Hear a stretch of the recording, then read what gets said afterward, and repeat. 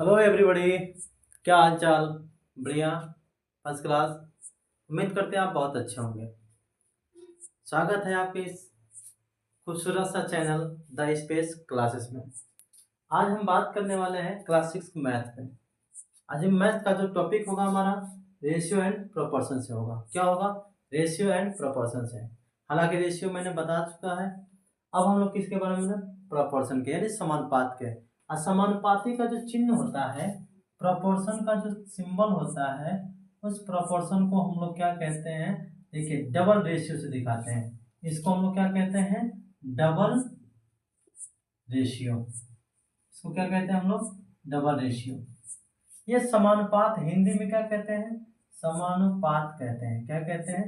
समानुपात कहते हैं। ठीक है, इसको हम लोग क्या कहते हैं? समानुपात कहते हैं। ठीक, ये तो आपका रहा प्रोपोर्शन। ठीक है, आप इस क्वेश्चन में, इस तरह के क्वेश्चन में आपको क्या मिलेगा कि चार टर्म दिया रहेगा, चार में से एक टर्म गायब रहेगा। उस टर्म को हमको क्या करना रहेगा? फाइंड आउट करना रहेगा। ठीक है, चार को में तीन को पता रहेगा और ये क्या रहेगा? मिसिंग रहेगा। तो उसको हमको क्या करना है? फाइंड आउट करना है। तो फाइंड आउट करने का एकदम बेहतर तरीका है, बस थोड़ा सा पेशेंस रखिए और आराम से देखिए, समझने की कोशिश कीजिएगा, है ना। अब हम क्या करते हैं? इस टर्म को अंकों में दिया है ना, इसको हम किस में लेते हैं? एबीसीडी में। किस में लेते हैं? एबीसीडी मान लेते हैं। यहाँ से आपको मैं तरीका बताऊंगा कैसे किया जाता है, मिसिंग नंबर कैसे फाइंड आउट किया जाता है। तो देखिए, हमें चारों टर्म को किस में बदलना है? अक्षरों में। ए रेशियो बी, फिर से प्रोपोर्शन है, फिर सी रेशियो डी। मान लीजिए, अब इसमें देखिए चार टर्म में कोई भी टर्म अगर ज्ञात करना रहेगा, बड़े आराम से कर लेंगे। बस एक फंडामेंटल याद करना हो रहा है, यानी कि बीच वाले को बीच वाले से गुणा करा देना है और साइड वाले को साइड वाले से गुणा करा देना है। ये याद रखना है। क्या याद करना है? बीच वाले को बीच से गुणा, साइड वाले को साइड से गुणा, यानी कि एडी हमारा एक साथ गुणा हो जाएगा, बराबर बी और सी क्या हो जाएगा? एक साथ गुणा हो जाएगा। समझ में आया? ये अब कहेंगे सब बराबर कहाँ से आ गया? जो प्रोपोर्शन होता है ना, प्रोपोर्शन का मतलब क्या होता है? इक्वल होता है। क्या होता है? इक्वल होता है। इक्वल का मतलब बराबर।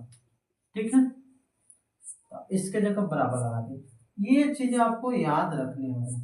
अगर मान लीजिए इन तीनों में से, इन सब में से अगर ए हमको पता करना है, ए को अपने जगह पे छोड़ देंगे और बी सी भी अपने जगह पे रह जाएगा और डी यहाँ पे गुणे में यहाँ पे क्या आ जाएगा? भागा में आ जाएगा। ऐसे ही सारे केस में हमको सॉल्व करने हैं। ठीक है, आ रहा है समझ में? चलिए, अब क्वेश्चन, सीधे क्वेश्चन हम लोग करने की कोशिश करते हैं। क्वेश्चन हम लोगों का क्या है? हम लोग का क्वेश्चन है, पहला क्वेश्चन है, देखिएगा, 3:5 लिखते हैं। 3:5, फिर उसके बाद से प्रोपोर्शन, प्रोपोर्शन दे दिए, दिख रहा है ना? 21 रेशियो। यहाँ पे मिसिंग नंबर, क्वेश्चन मार्क का मतलब मिस कर दिया है। ठीक है, तो देखिए मैंने क्या बताया। मान लीजिएगा ये हमारा ए है, ये हमारा बी है, ये हमारा सी है और ये हमारा डी है। ऐसा हमने बना लिया कि नहीं बना दिया? नाम लिख दिया। अब बीच वाले को बीच से गुणा करा देंगे और साइड वाले को साइड से। तो यहाँ पे डी के जगह पे कुछ नहीं पता है तो क्या मान लेंगे हम लोग? डी ही मान लीजिए। क्या मान लीजिए? डी मान लीजिए। सीधा सीधे इसका गुणा इसमें कराएंगे और इसका गुणा इसमें कराएंगे, यानी कि देखिए, अब यहाँ पे हमें पता हो गया कि सर 3 का गुणा किस में कराएंगे? इसमें कराएंगे। इसके जगह पे कुछ नहीं तो टी ही मान लीजिए। तो क्या मान लेंगे? 3 × टी मान लिए कि नहीं मान लिए? 3 से टी में गुणा करा दिए। ठीक, अब यहाँ पे इसके जगह पे क्या लगा देंगे? बराबर। क्या लगा देंगे? बराबर। असल बीच वाले से बीच वाले में गुणा करा दो, बीच वाले से बीच वाले में गुणा कराओगे, 5 गुणे क्या हो जाएगा? 21 आ जाएगा। हमको डी वाला ही मान निकालना है। कौन वाला मान निकालना है? डी वाला ही मान निकालना है। तो यहाँ से हम क्या करेंगे? डी को अपने जगह पे छोड़ देंगे, 5 × 21 अपने जगह पर आ जाएगा। ये 3 गुणे में है ना, इधर जा रहा है, यानी कि अंक वाला सभी के सभी अंक वाला अंक के पास चले जाते हैं। जितने भी अंक वाले होते हैं सब अपने कुल खानदान में जाते हैं। अंक है तो अंक के पास ही जाएगा। कहाँ जाएगा?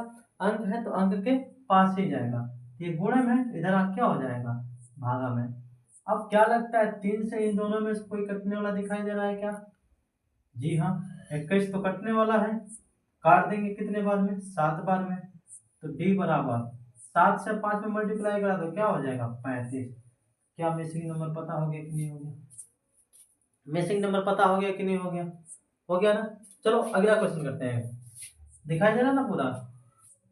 चलिए देखिए यहाँ पे अगला क्वेश्चन क्या है? 12 ratio 35 double ratio question mark दे दिया है, क्या हो जाएगा? 14 हो जाएगा, रेशियो 14। अब इसको हम क्या करते हैं? एबीसीडी के नाम से दर्शाते हैं। देखो ये हो जाएगा ए, ये हो जाएगा बी, ये हो जाएगा सी। सर ए का भी मान पता है, बी का भी मान पता है, सी का नहीं पता है, यानी कि सी का ही मान ज्ञात करना है और डी का भी मान पता है। लो सर हम लोग क्या कराते हैं? साइड से साइड वाले गुणा और बीच वाले से बीच वाले गुणा कराते हैं। साइड में तो हमारा 12 है और इस साइड में क्या है? 14 है। इसका गुणा इसमें कराएंगे तो 12 गुणे क्या हो जाएगा? 14। फिर बराबर लगा देंगे। अब बीच वाले गुणा बीच में, बी का मान पता है 35, 80 का मान पता नहीं है तो क्या मान लेंगे? सी। ठीक है। अब देखिए यहाँ पे 12 गुणे 14 अपनी जगह पर आ जाएगा बराबर। यहाँ से सी का मान निकालना है ना, तो सी अपने जगह पे ही रह जाएगा। लेकिन देखिएगा बाबू, अंक वाला हमेशा अंक के पास जाता है। ये गुणे में है और इसके पास आएगा किस में हो जाएगा? भागे में।